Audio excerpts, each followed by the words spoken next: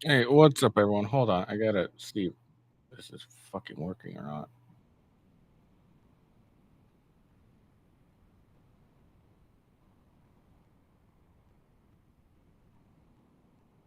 Okay. Sorry about that. I don't know what was going earlier with my stream. My Rumble one was acting extremely odd. Or actually, both of them were acting odd. They wouldn't pull me up for whatever fucking reason. Anyways, that's all right. So, I gotta change everything over. Hold on.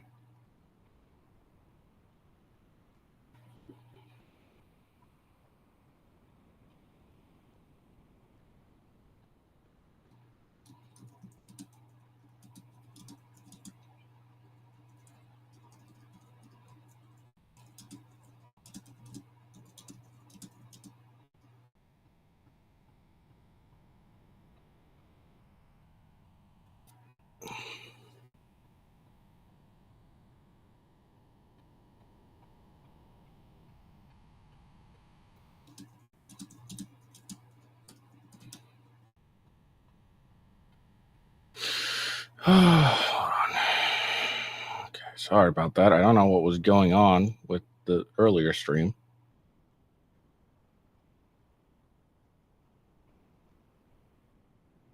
Okay, on X it was fine, but for some whatever reason, it was terrible on uh, everywhere else. I have no idea what was going on. Sorry, I'm just getting everything situated now.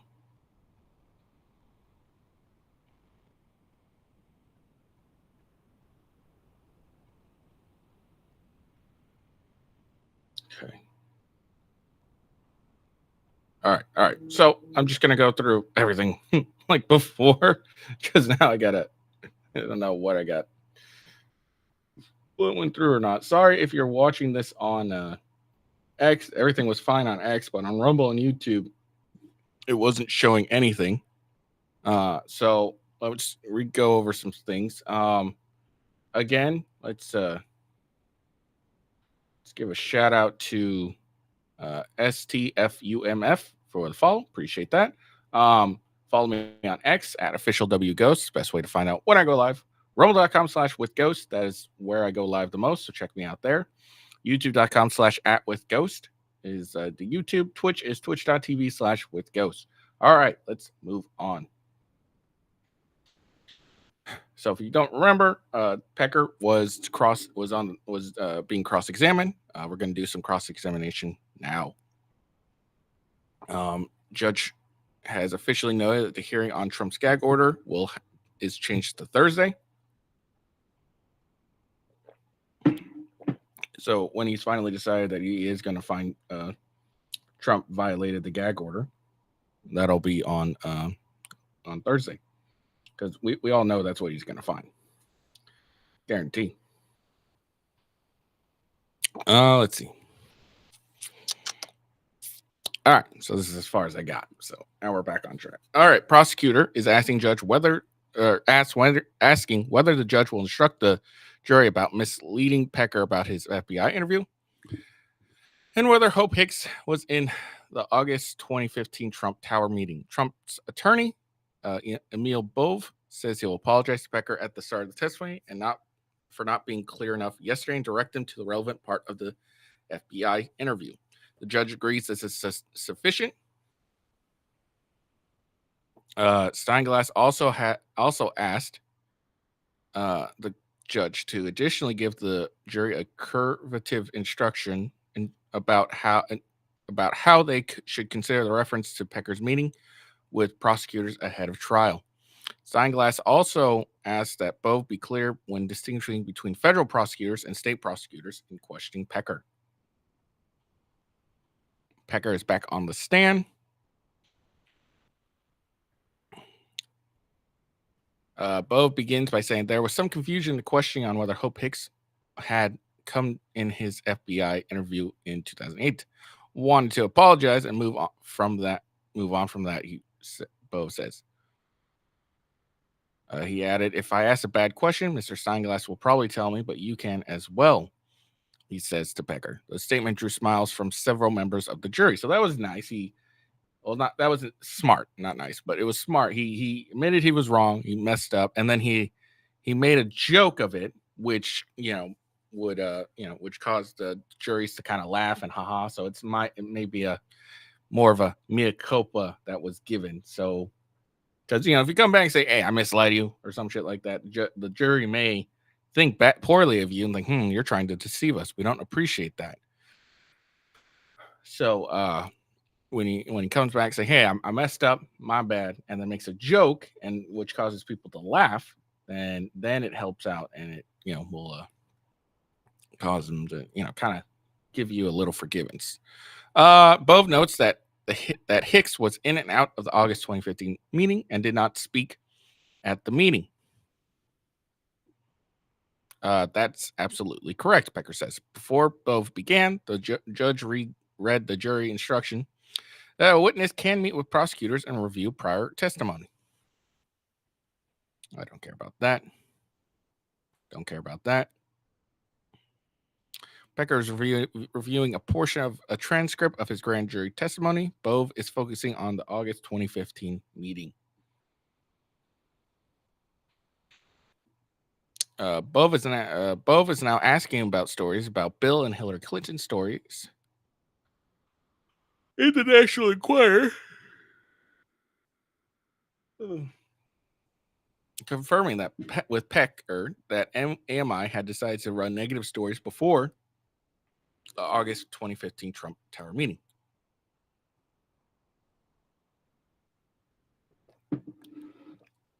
Bove asked, before August 2015 meeting, you had decided it made sense for the business of AMI to run articles about Bill and Hillary Clinton. Yes, Pecker replies as Bove continues to focus on this being in the interest of AMI. Bove asks, those articles were negative, correct? Pecker responds, yes. Running those stories were beneficial to AMI, correct? Pecker says I think that was a question Bove asked, and Pecker confirmed it. Trump's attorney is asking Pecker about an August. Is this just a review? Oh yeah, this is just a review. All right, Bove is asking Pecker about the negative stories about Trump's primary opponent in the National Enquirer. Bove confirms with Pecker that it's standard operation procedure for the National Enquirer to recycle content from other outlets. Bove shows the jury 5 headlines about Ben Carson, an exhibit prosecutors used earlier in the week. There was already negative information in the public domain about Ben Carson, so you ran it in National Enquirer, right? Yes, Pecker asked. Or Bove asked. Pecker says yes to. Bove asked if Pecker would have done it without a conversation with Trump. Yes, Pecker agrees. Bove confirms with Pecker that other outlets cover malpractice claims against Carson in May 2015, months before the meeting at Trump Tower. This is some good context, maybe. The defense has been trying to poke holes at Pecker's testimony, who is the prosecutor's first witness. Tabloid's catch and kill method for suppressing negative stories about Trump that could have harmed him in 2016.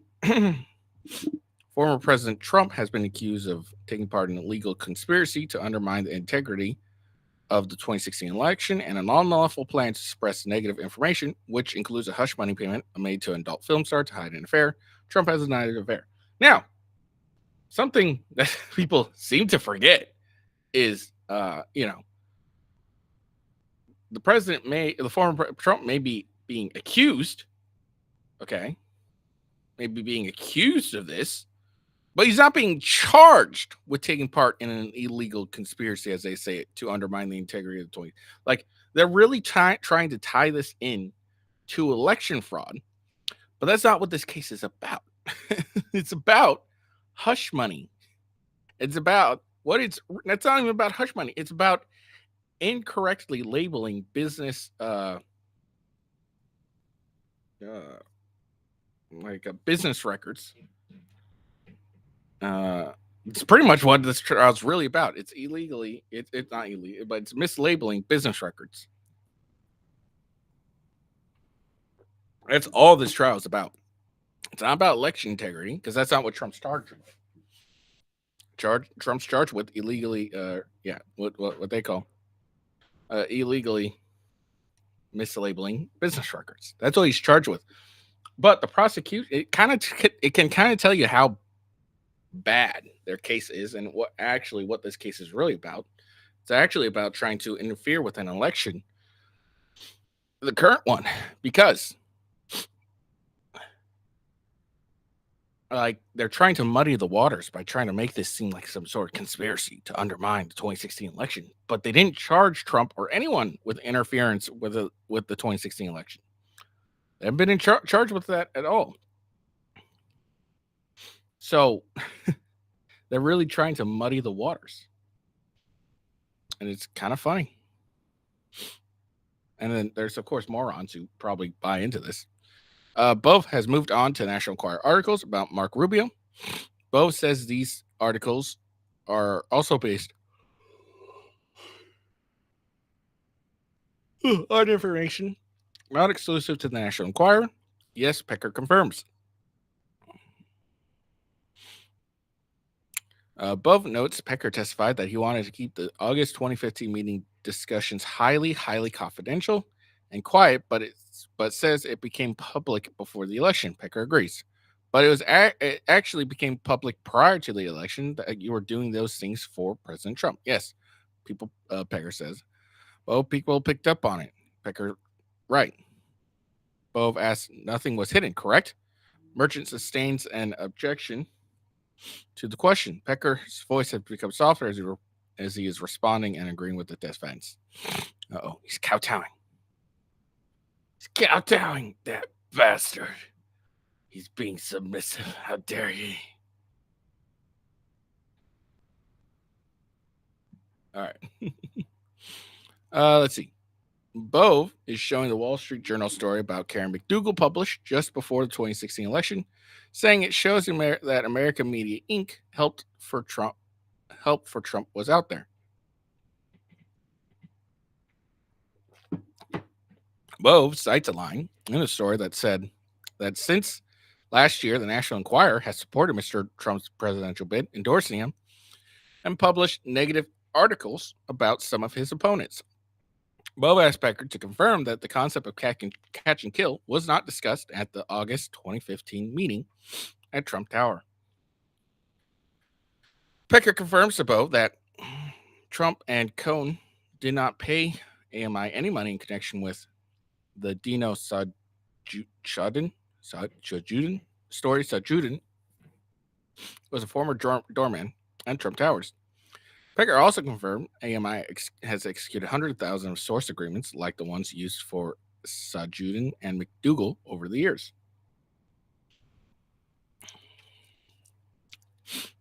Defense attorney, Trump's attorney, is questioning. No, this is just a review. Pecker confirms that it took several weeks for after the source agreement was signed for America Media Inc. to try to vet Dino's story. Bove asked Pecker, Sajudin threatened to take the story someplace else, and that is why you decided to pay Sajudin $30,000. Yes, it would be a great loss to AMI to lose control of such a story if it was true. Bove asked, yes, walking away from the Sajudin story would make no business sense. Bove asked, no. Pecker says. Now, again, remember, this is cross-examination, and then on cross, you're allowed to lead the witness, which is what they're doing. So weird. All right, whatever. Bove is moving on to Playboy model Karen McDougal agreement now. Pecker confirms that when an amended agreement was signed giving AMI exclusivity rights in perpetuity, Pecker still thought there was a small chance it could be true. Bove asked, you could not walk away from the possibility that it was true, however small it might be. Pecker agrees.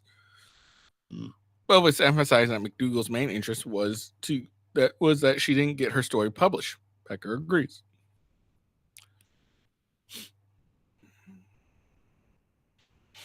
Prosecutor has objected repeatedly when Trump has referred to, or when Bove has referred to Trump as President Trump as he discussed events about 2016. He wasn't President Trump, Glass said. The judge sustained the objection. This was dumb. It wasn't President Trump. Okay, cool, dude. No one gives a shit.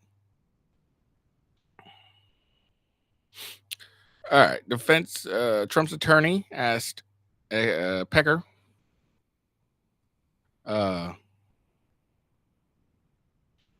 whether a story from Dino, a Trump Towers doorman who was selling information about Trump's alleged fathering a son, could have been the biggest National Enquirer's article ever.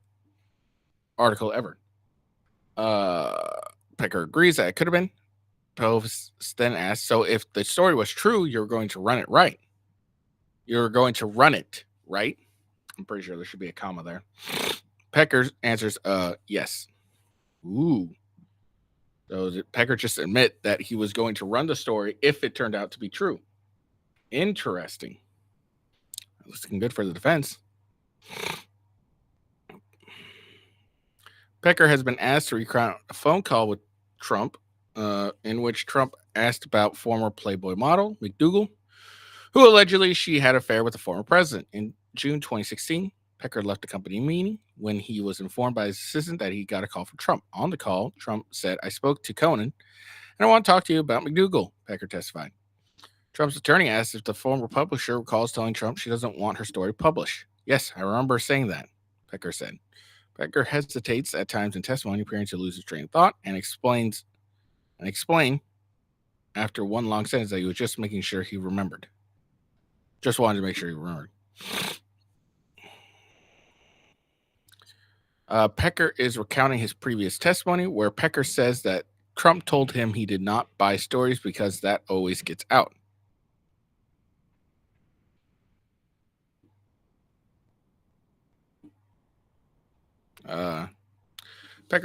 Bove is now showing Pecker the AMI agreement with former Playboy model McDougal. Bove confirms that Pecker that while he testified on direct examination that the promised articles and cover photos provisions were meant to hide the actual intention of the agreement to suppress her story, AMI was still on the hook for following through on the legitimate work product. In the summer of 2016,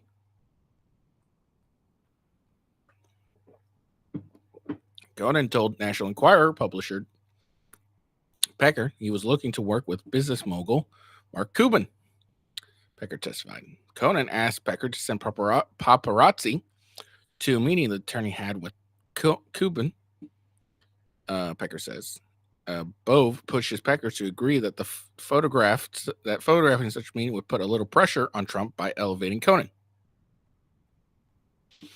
Pecker says Conan never told him that, but he agrees that could have been a consequence.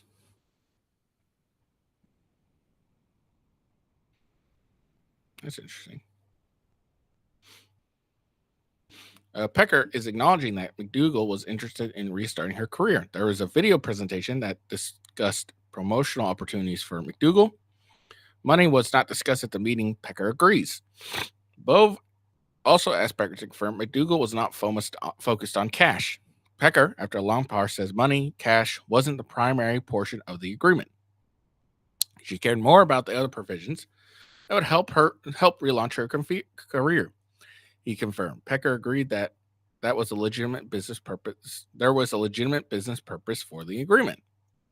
All right. So they're putting some legitimacy on some of this stuff, it looks like. Bove is now showing Pecker the invoice from McDougal's attorney, Davidson, for her $150,000 agreement.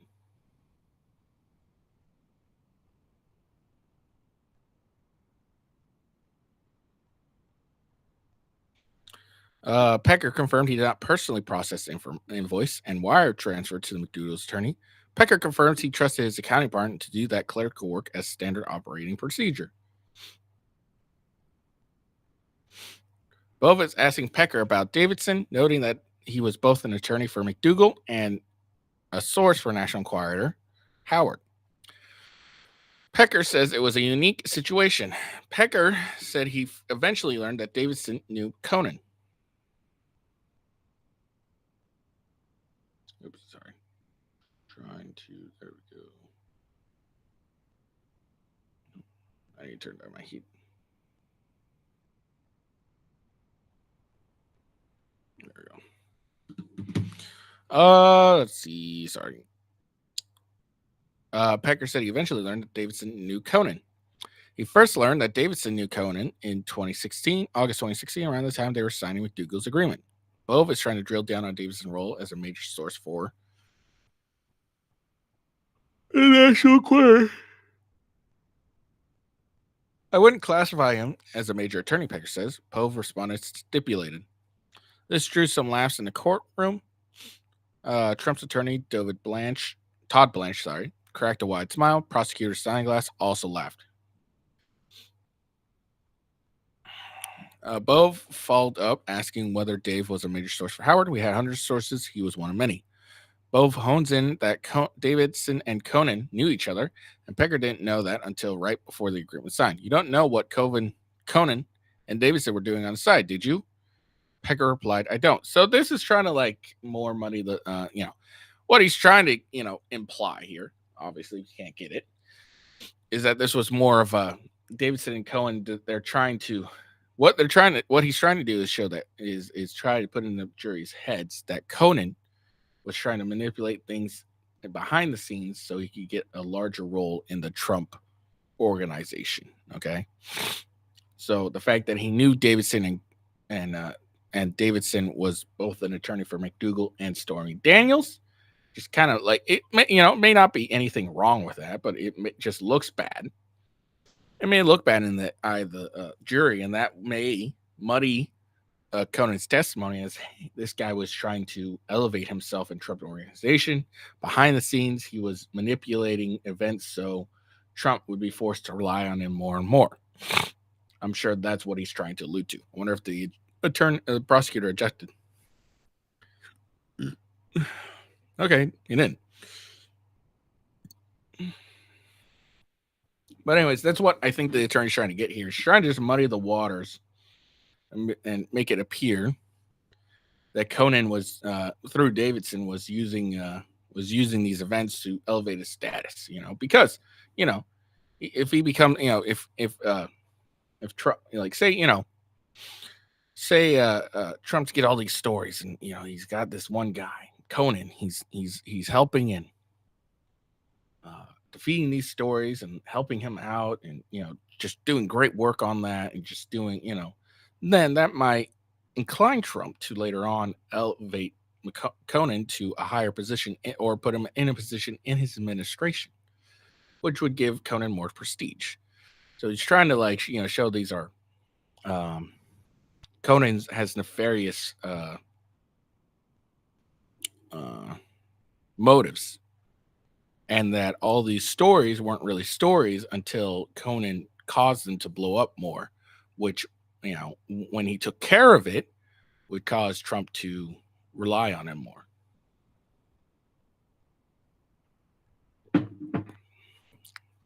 That's what it's trying to get here. Doesn't really have much to do with the case, but it does help erode some of Conan's credibility.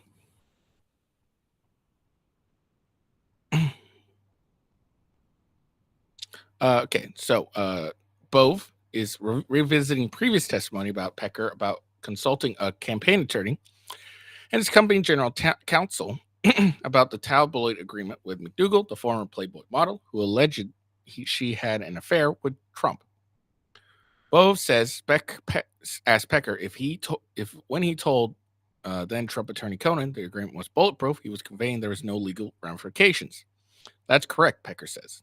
The Trump attorney then asked Pecker several questions confirming the then tabloid boss meant what he said to Conan because he had received legal advice about the agreement, to which Pecker agreed. Pecker says he didn't withhold any information from the attorneys when they reviewed the agreement.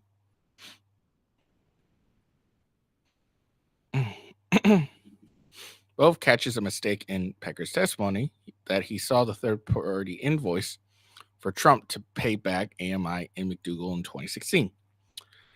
Bove shows Pecker's interview with District Attorney Office in 2019, where he said the first time he saw the third-party invoice was 2017. Pecker agrees that was correct. The agreement was never executed, though it was signed by Conan and the consul. Bove shows the jury the Washington Street Journal article published days before the election that included McDougal's allegations and the agreement. Pecker agreed it had come out before the election.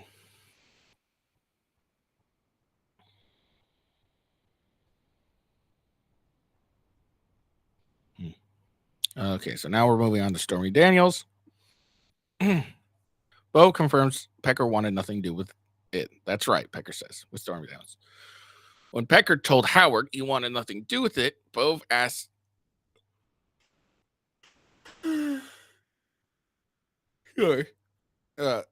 asked Pecker to confirm he was speaking for the company and for yourself. Yes, Pecker says. Pecker recalls. Pecker is testifying about his discussion with Howard and Trump's attorney Cohen about Stormy Daniels' story. When Howard contacted you about this payment, the main concern was Howard's reputation. Bove asked. Yes, Pecker replied. Bove then asked about the call he and Howard had with Conan about the tabloid parent company American Media Inc. not paying for the Stormy Daniels story. And you meant it, Bove asked. I did, Pecker says. AMI was not going to do anything on the Stormy Daniels story, correct? Yes, says Pecker. Bove is revisiting Pecker's January 6, 2017 meeting with Trump at Trump Tower. Bove walks through Pecker's previous testimony that Rice Priebus, Mike Pompeo, Sean Spicer, and James Comey were in Trump's office standing around his desk when Pecker walked in. Bove confirmed Pecker's testimony that he believes they were discussing a shooting in Fort Lauderdale. Bove asked for more details about how he was let into the office while Trump was being briefed on a domestic national emergency.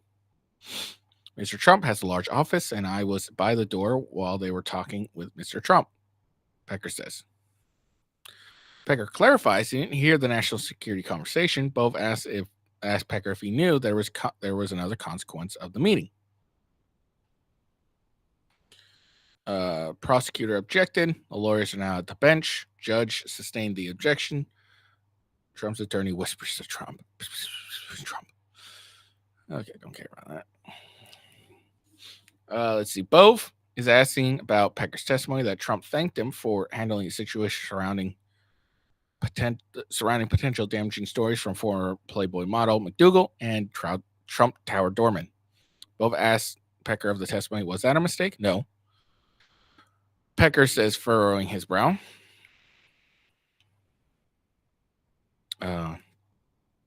You believe that Trump said that to you as you sit here today? Pecker says, yes, I do.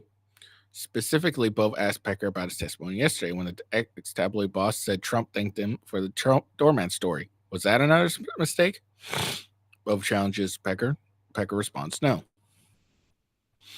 Bove now raises Pecker's 2018 FBI interview after he recalled saying that Trump did not express any gratitude to Pecker and AMI during the January 6, 2017 meeting. Ooh, that's an inconsistency. Pecker is now looking at his prior testimony. Bove is working to get Pecker up to speed with the interview notes in front of him. They're talking to each other, Blanche and Trump. Pecker pushes back on Bove and interview notes, suggesting the notes could be wrong. I know what I testified to yesterday. I know what I remember. Are you suggesting the FBI made a mistake here? Bove asked Pecker. I know what the truth is. I can't state why this is written this way. I know what was said to me, Pecker testified. So, yeah. So this is an inconsistency with Pecker and his interview. Now, very well could be the FBI made a mistake here. They messed up and didn't write down that Trump expressed gratitude. very well could be that case. Or just as likely that Pecker didn't think about this until later on. He's like, oh, maybe I should say said thank you to me and make me feel special. That could be just to be accurate, true too. Or another thing that could be possible is Pecker just didn't remember it till later on. That could be could be it too. Court takes a short break. Bove says he has less than an hour left for his cross-examination. Prosecutor says there will be a rebuttal. Of course, there will be. Rebuttal is basically the reader is where the prosecutor goes and has his conversation, goes back and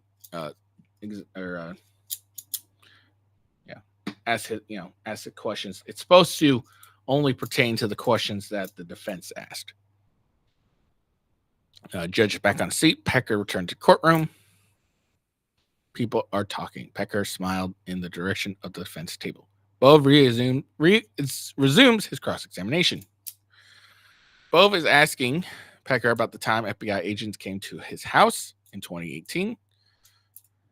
3 agents arrived around 8 a.m., took Pecker's phone with a search warrant, but did not search his house.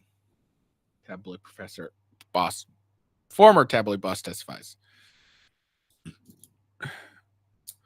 Bove again confirms that with Pecker that American Media Inc. entered into a non-prosecution agreement with federal prosecutors.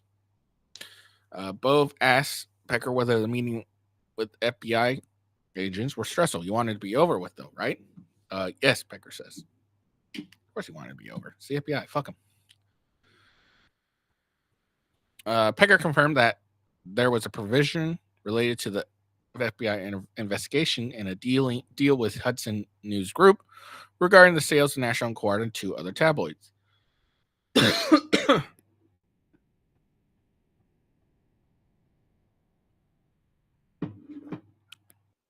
investigations had to be resolved before the deals could be finalized. He confirmed the proposed deal was worth $100 million.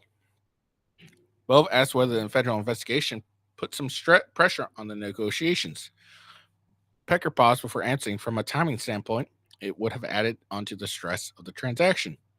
If AMI had been indicted, that would affect the value of its assets, Bove asked while emphasizing indicted. Bove asked Pecker, Pecker agreed to that.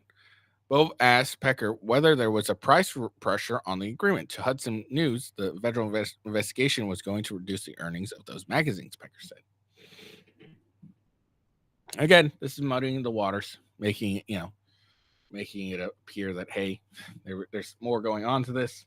These people are lying so that they could sign a non-prosecution agreement so that they could make their money by selling their tabloid.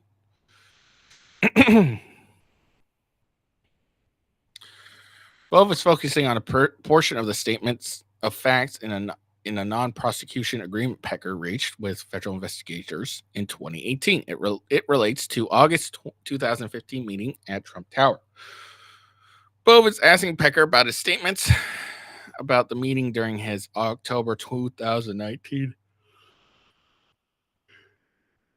interview with the district attorney office. He asked Pecker whether he recalls that his lawyer said at the 2019 meeting that a section of the statement of facts, paragraph 3, was wrong and inaccurate. Pecker says he does not recall this. Oh, interesting.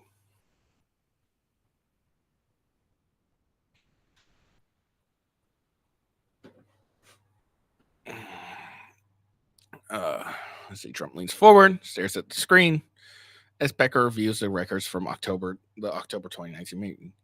I think that may be inaccurate. I think that came up with the feds. I have never heard Pecker say that. It is captured in notes from the meeting, which Bove read out loud. Pecker says that there was a dispute over a single word. Selling and purchasing is the same thing. Someone has to buy.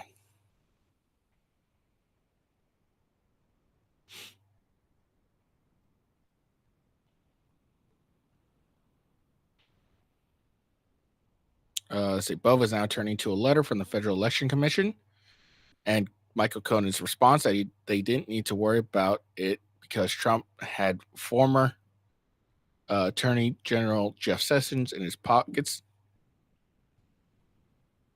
Based on your experience, Conan was prone to exaggeration. Pecker agreed. Bove continued, could not trust anything he said. Prosecutors objected to that question. Judge sustained it. Yeah, of course he objected. Yeah, no, of course. But he did ask it, which gets into the mind of the jury. It's a tactic. And he already got the basis that Michael Conan exaggerates. So he could be like, oh, yeah, no problem. We're all good. Jeff Sessions in Trump's pocket. More muddying of the waters, which is good.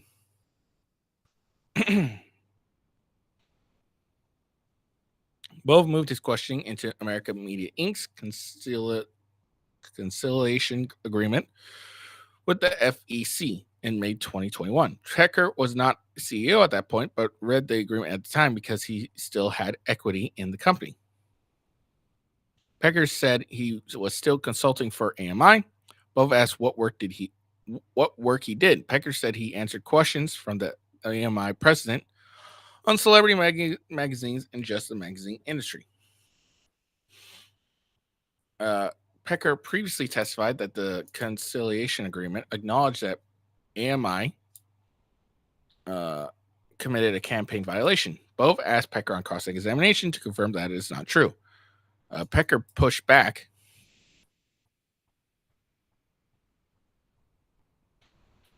Yes, it was. Bove read from the agreement with no admission as to the merit of the commission's legal conclusion. That's different from an admission, right? Bove asked. Pecker agreed. Bove noted that Pecker was also accused of a campaign finance violation. You certainly did not admit to campaign finance violation. To a campaign finance violation, Bove asked. No, Pecker said. Bove noted that Pecker was not part of the AMI conciliation agreement with the FEC, as Pecker no longer worked for the company. Bove also noted that Pecker provided a signed declaration that stated he sought legal advice relating to the McDougal agreement. Your lawyers relied on the declaration to argue to the FEC that wasn't a violation, Bove asked. Yes, Pecker said. So pretty good cross-examination, I would say. Oh, sorry.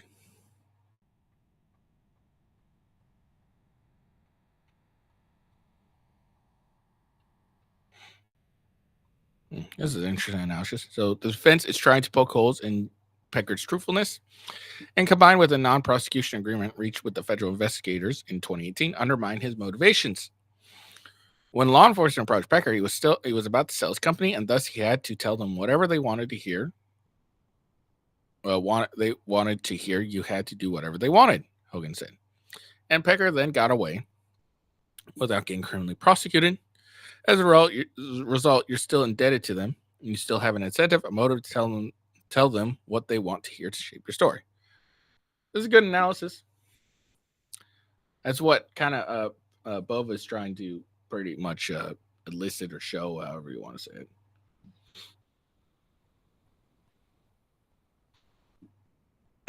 Bove is pressing Pecker about some boxes of information held at National Enquirer that Conan tried to get his hands on. Pecker says he had someone review the box. Bove pressed him if he's suggesting there's a trove of information about Trump. Pecker says there's nothing in those boxes; they were worthless.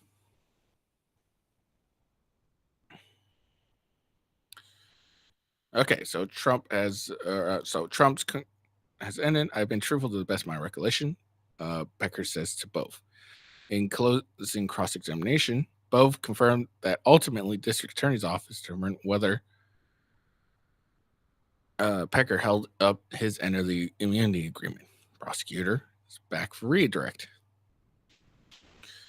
So again, redirect. It's like a recross. They're supposed to only stick to the questions that were asked at the recross or the cross-examination. I think, yeah, the cross-examination. Sorry. So they're not supposed to get anything, any questions that were asked about the direct, unless the cross examination asked them about it. Starting his redirect by visiting Bo's questions to Pecker, here are some things that are coming up right now. Steinglass is bringing up the third-party invoice prepared by American Media Inc. consultant for Trump to repay AMI for the Karen McDougal story through Revolution Consultants. Bo had questioned whether Pecker had seen the invoice 2016, not 2017. Steinglass has confirmed the document was kept in AMI's records in 2016. Steinglass is asking about the campaign lawyer that was consulted. Pecker says he never spoke directly with the lawyer, so it's not really that important that you got your information from the lawyer. Whether it was through a third party or not, you got it from what you believed was from the lawyer, which is why you struck the deal. Steinglass asked if Pecker told AMI General Counsel about the arrangement struck with Donald Trump in 2015. No, I did not. Pecker testified. He says the outside counsel was asked to review the Karen McDougal contract.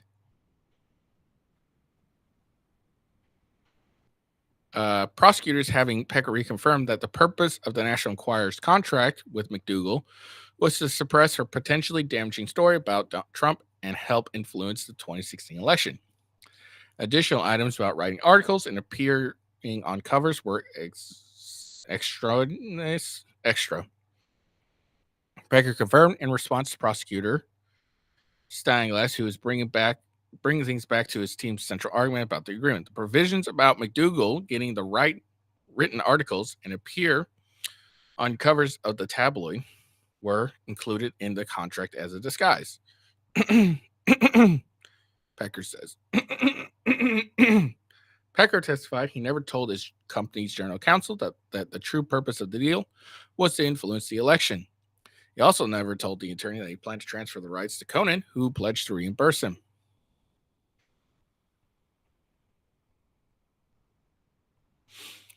As he reviewed records on the stand, Pecker said that the retained election lawyer billed American Media Inc. for 30 minutes for work to review the contract with McDougal.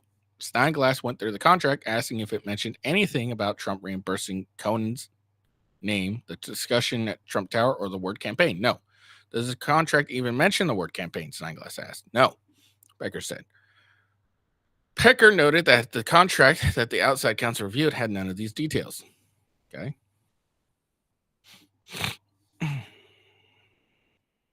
Steinglass is revisiting McDougal's agreement, and Pecker only agreed to enter into it because Conan promised to reimburse him. They had drawn up a transfer agreement, and you went so far as to sign a document, Steinglass asked. Yes, Pecker replied. But Pecker says after speaking with general counsel, I called Conan up, told him the deal was off, and to rip up the agreement.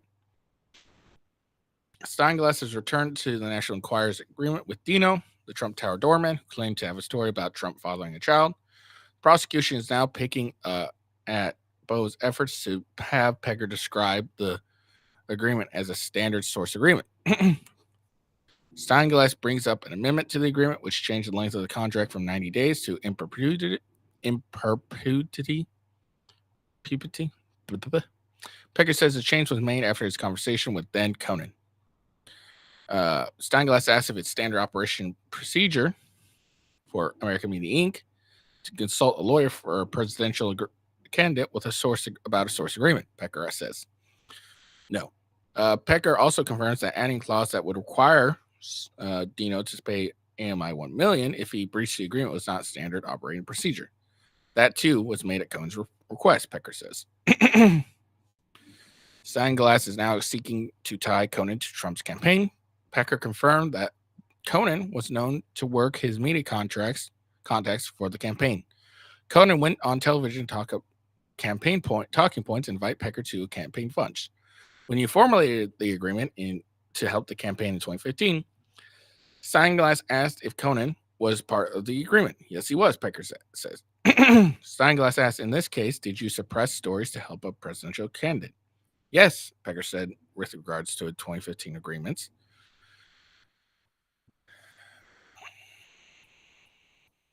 Steinglass asked Pecker whether he had ever shared positive stories about a candidate ahead of time or shared negative stories about a candidate's opponent opponents prior to the arrangement with Trump. Pecker said he had not previously. Steinglass confirmed. So this right here is just trying to what's some word? Not rehash, but I can't remember what the fucking word is.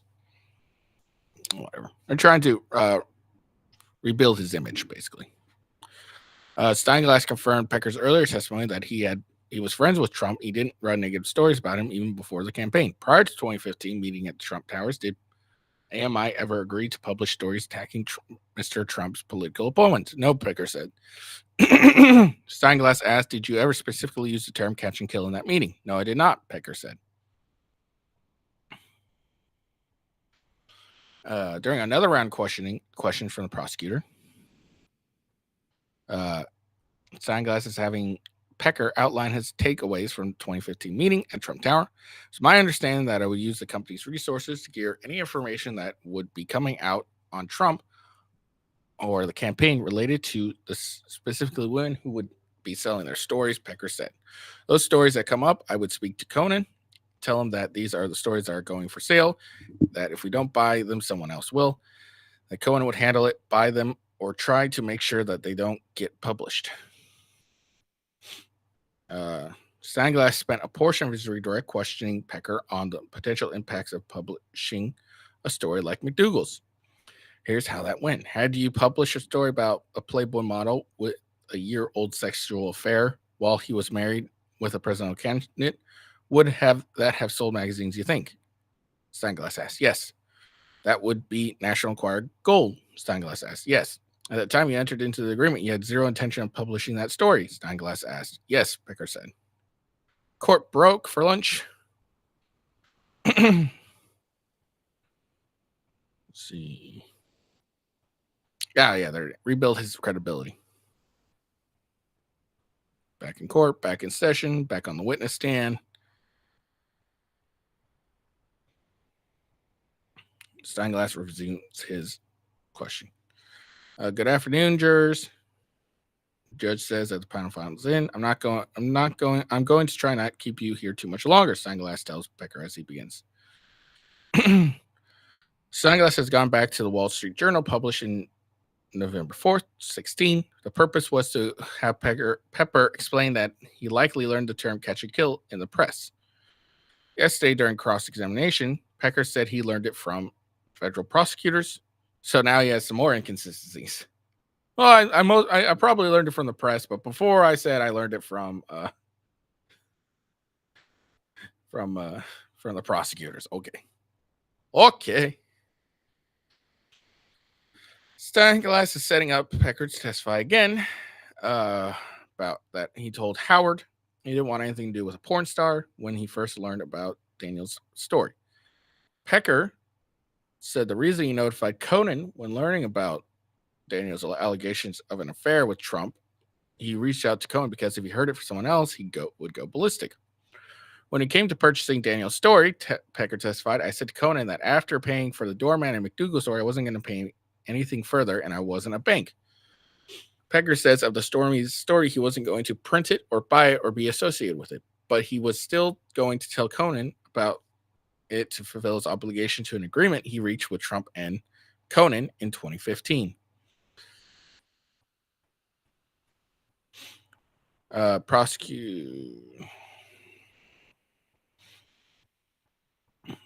Pecker testified again that he called Conan with Howard encouraging him to buy Daniel's story. On the call, Pecker says he told Conan that if the story gets out through another media outlet, the boss is going to be very, very, very angry with you.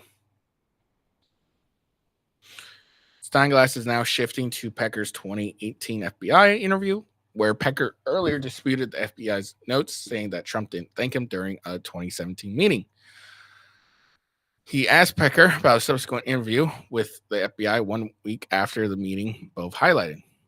Steinglass is quoting from the notes that meeting that says, at the time, Trump told Pecker in some substance that Trump, wanted to thank Pecker for handling the Karen and Dorman stories because they would have been very damaging to him. The notes from the interview confirmed that that Pecker told the FBI that when he visited Trump at Trump's Towers in January 2017, Trump thanked him for handling the Doorman and McDougal stories.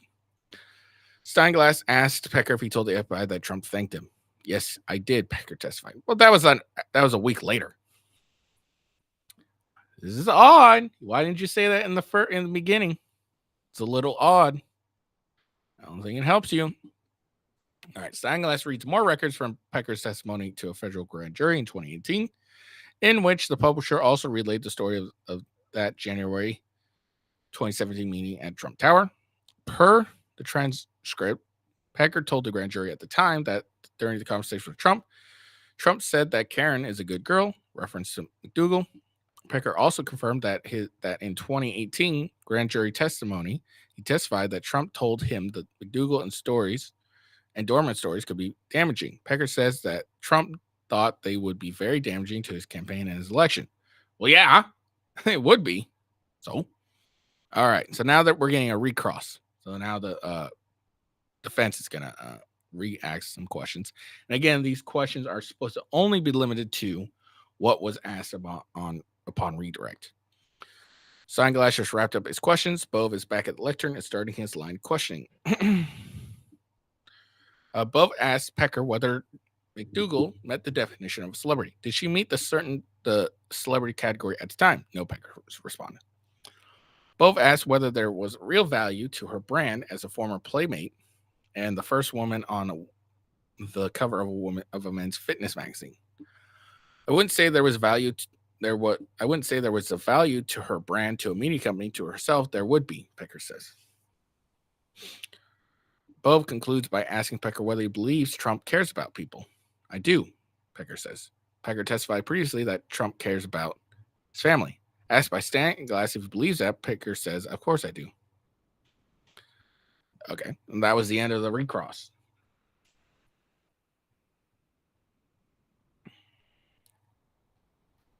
All right, so now we got a new one. Prosecutors have called witness Roanne Graffert to the stand. Graffert is Trump's former longtime assistant. She was also senior vice president at the Trump Organization. As she entered the room, okay, not really important. So at this point, we got about an hour and a half here. At this point, Graffert is being questioned by prosecutor Hoffinger. It's always smart to have a woman cross-examine or examine a woman. It's always smart to have the woman attorney examine or question the woman. It just makes you look better. She can be mean without being insulted or being accused of being too aggressive. Graffert is testifying pursuant to a subpoena, so she has to be there. The assistant district attorney started her questioning for Graffert by asking her about her time with the Trump Organization. Graffert said she worked for Trump for 34 years at the Trump organization. Sitting outside his office on the 26th floor of Trump Tower, she was largely in control of his calendar, in charge of maintaining Trump's contact at the organization.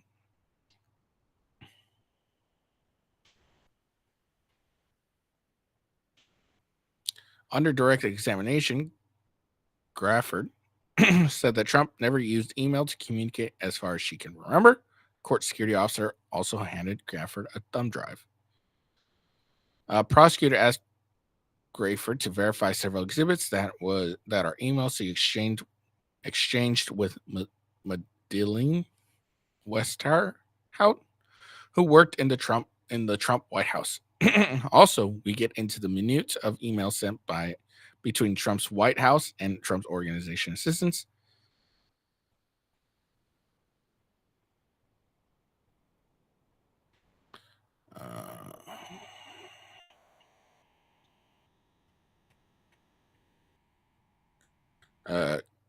Graffert confirmed the two contracts she maintained at the Trump Organization were for McDougal and Daniels.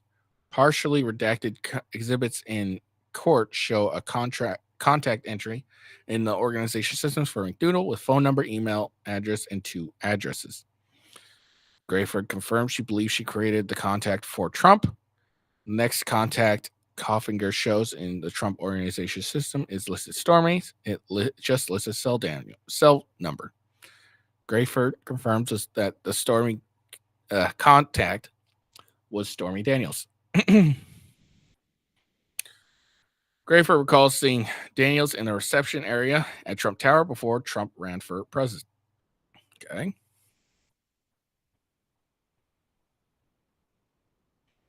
Let's see. Hoffinger shows calendar entries for Trump from January 16 to January 19, 2017 from the Trump Organization appointment calendar, including an entry for teleprompter practice session on the 25th floor of Trump Tower on January 16, 2017. Another entry shows an appointment with Ashley Earhart from Fox and Friends on January 17, 2017.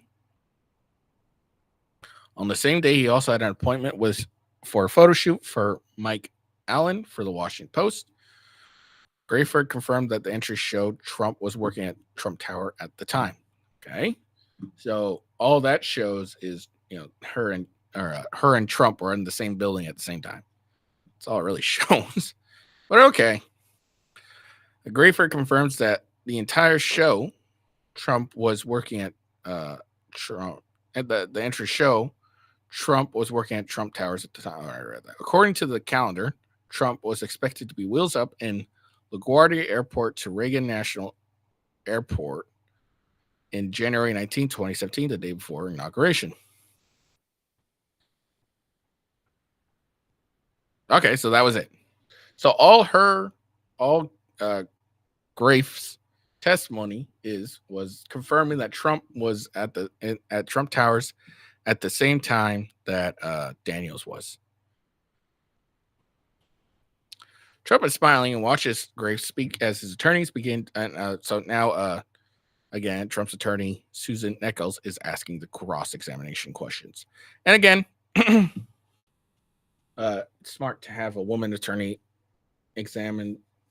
ask questions to a woman. Just looks better to the jury. Trump is smiling and watching Graves speak as his attorneys begin to ask questions of his former longtime assistant. I never had the same day twice in all that time. Graves says, as she describes her time at Trump's organization, it's very stimulating, exciting, fascinating place to be.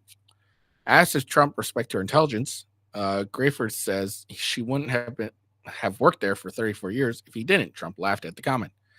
Asked if Trump was a good boss, Graves says, I think he was fair, and what's the word I'm looking for? Respectful boss to me. Sometimes he would peek his head in and say, go home to your family, which I thought was very thoughtful of him. Grayford testified. Grayford said Trump invited her to the inauguration. She got to sit up close and said it was a unique experience to sit on the platform with her husband. She testified that The Apprentice elevated Trump to rock star status. After a series of questions about Trump's interest in the casting of Celebrity Apprentice, prosecutors object. Lawyers are at the bench. Nichols next brought up Grayford's mention of seeing Daniels at Trump Tower. I vaguely recall hearing him say that she's one of the people that may be an interesting contestant on the show. Grayford testified. Hold on. Let me go back.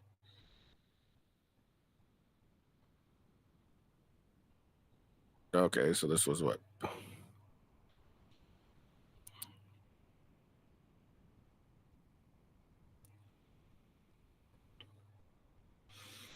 Let's see.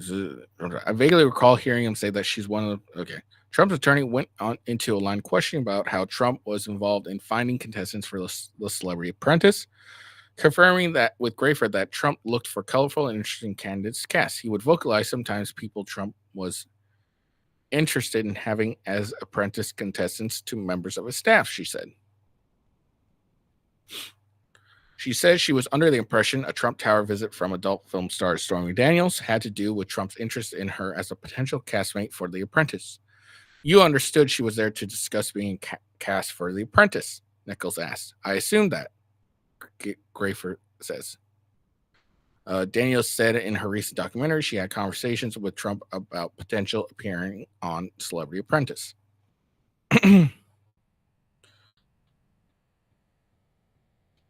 Nichols shows Grafe an April 2017 email in which Medill Westerhout had requested a FedEx label. Nichols asked if this was for sending checks down to the White House. I don't know why she requested it, Grafe said. When asked who is Madeline?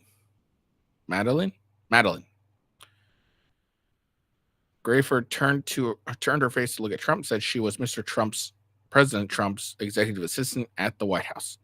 Nichols confirmed that with Grafe that Trump often had to sign checks, and it wasn't unusual for him to sign checks while he was on the phone or had people in his office. Grafe said she was not involved with sending checks to the White House once Trump became president.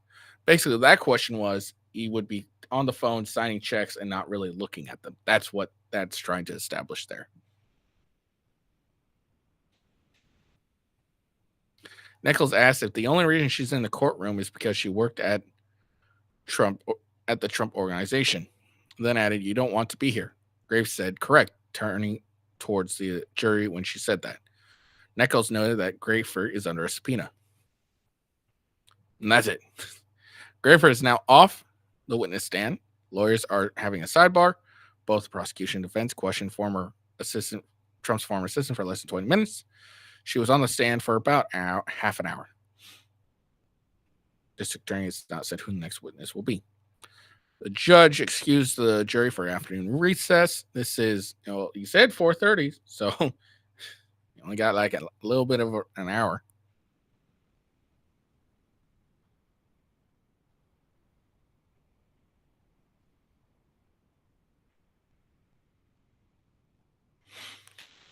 Gary Farrow is prosecution's next witness. He is currently a private client advisor at Flagstar Bank and was previously a senior managing director at First Republic Bank, where he worked when Conan was trying to set up the payment to Daniels. He was the third witness. Prosecutor Rebecca Mangold is questioning Farrow. Farrow is currently going over banking regulations under the Bank Secrecy Act. He says that certain type of transactions that require more review by the bank, including transactions involving wires. Farrow also says that transactions involving political candidates also require more review.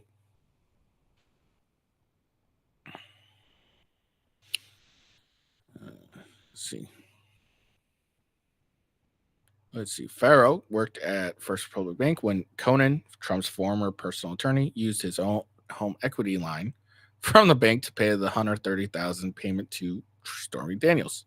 Conan's then attorney, Michael Avenatti, and apparently Michael Avenatti is saying he's going to testify for Trump, provided an email to CNN 2018 that showed a First Republic Bank employee confirming the deposit to Conan, who used his personal and TrumpOrg.com email accounts. The bank employee who confirmed the deposit was an assistant to Farrow.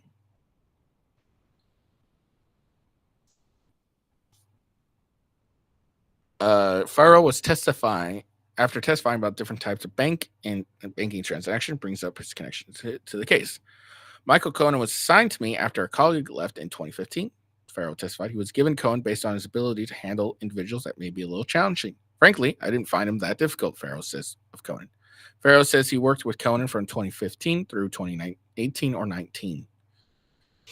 Farrow says there was a branch nearby Cohen's office in Trump Tower, so he'd frequently go there in person. Farrow says he was very excited to be working for him. Farrow is being asked about record keeping at First Republic. Prosecutors will introduce evidence through him. He says Conan held personal accounts and entities there, including some lending programs. Conan opened bank accounts while working with Farrow, he says. I didn't open any accounts for the Trump organization.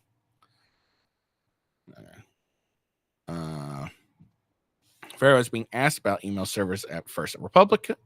and what information they record. The emails include banking transactions, client communications. Farrow testified. Now, the first document from the several binders full of them is being shown to the jury. The first document is being shown to the jury is an email from Farrow's assistant informing him that Conan called on October 11th, 2016. Farrow received another email 2 days later. Please return Michael Cohen's call when you're available today regarding an important matter. The banker called Conan and told him he wanted to open a new LLC. Conan said that the account was for Capital Real Estate. Farrow says, need an account opened for Conan immediately. He wants no address on the checks, calling you now to discuss on October 13, 2016, email Farrow wrote. The banker says that it wasn't unusual for an LLC not to have an address on the checks. Conan called to set up an account for Resolution Consultant LLC. Jury is now seeing documents that show Resolution Consults LLC was created by Conan as a Delaware entity.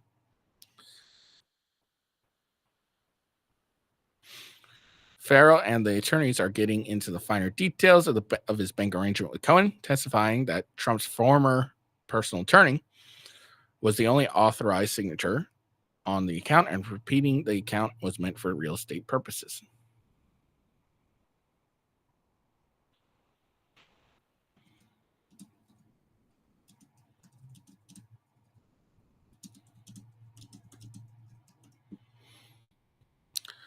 Conan checked no on the form that asked if the entity, Resolution Consultants LLC, which was created by him as a Delaware entity, is associated with political fundraising / political action committee. Farrow testified several times that his understanding was that Conan was opening an account for real estate. Per the paperwork, Conan described the entity's function to be managing consulting, including HR and marketing. Conan was the only signatory for the account. Farrow says the bank did all of our work to establish Conan's account, but it was never funded. The deposit was never made in the account, so the account never went live. Farrow says, confirming the account was not open.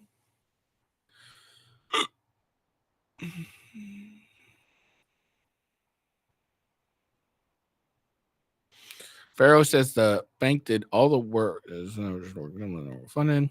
A deposit was never made, so the account never went live. 13 days later, on October 26, 2016, Farrow received another email from his assistant to return Cohen's call. According to the court exhibit, he said he was changing course and no longer wanted to open Resolution Consultant and wanted to open a new account. Every time Conan spoke to me, he gave me a sense of urgency, and this was one of those times. The new LLC was Essential Consulting LLC. This is the LLC Conan used to pay Stormy Daniels $130,000 payment. On the form the bank prepared for Conan to open the account, he stated under business narratives that he opened an account for a real estate consulting company to collect fees for consulting work on real estate deals. Conan again checked no on the form that asked if the entity is associated with political fundraising / political action committee. Whew. All right. So then this is where they call for a week. And they will be back on 9:30 a.m. tomorrow.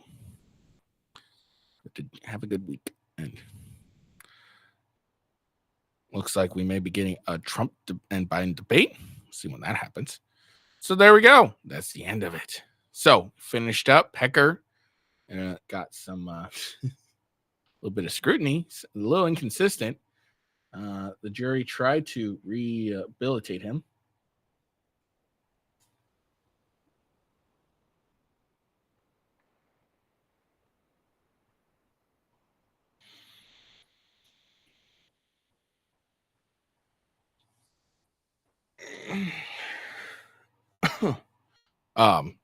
So yeah, there we go.